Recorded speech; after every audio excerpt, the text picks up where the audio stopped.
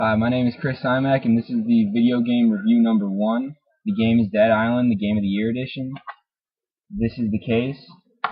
The game is pretty much a campaign zombie game where your only goal is to survive, get as best of weapons as you can, and do all these different missions.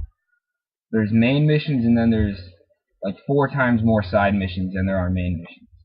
And the side missions are what honestly make the game super fun to play.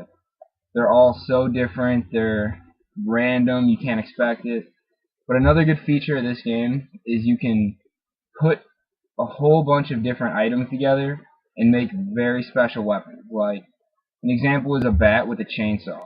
You put a blade together, some wire, a battery, and a baseball bat, and it makes a bat with a spinning blade on the end.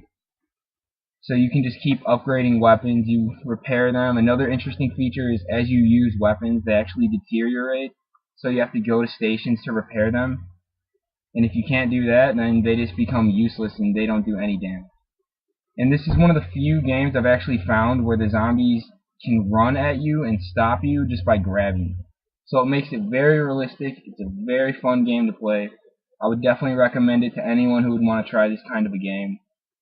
There's 3 different maps in the campaign itself, and each are enormous. These maps are Grand Theft Auto style huge. So I would have to rate this game a 9.5 or a 9 out of 10, and I would recommend it to anyone who would want to play an interesting game. Beginning it off with the game review number 2, we have Need for Speed Hot Pursuit. And I gotta say, this game is just as good as the last game I reviewed. The graphics in the game are the best graphics I think I've ever seen in a video game this far. You could play as cops or as speeders. There's a whole bunch of different. There's a huge variety of different levels and missions. Like some, when you're playing as the cop, you're just trying to bust speeders. Some, you're just trying to get to a crime scene in a certain time limit.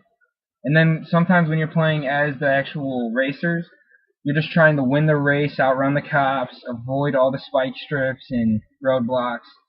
And that's another cool thing, is when you play as a cop, you're able to use roadblocks, you're able to call in a spike strip, you could use an EMP and shoot them at a car if you lock on, or you can call in a helicopter, which will then fly over and then start trying to stop the car.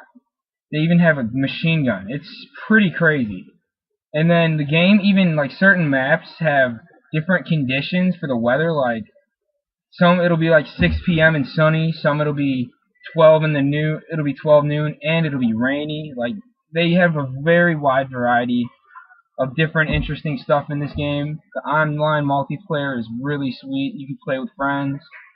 The one downside is they do not have 2-player co-op where you can play split screen unless you're online. So that would be the one downside, but overall this is definitely a 9 out of 10 at least.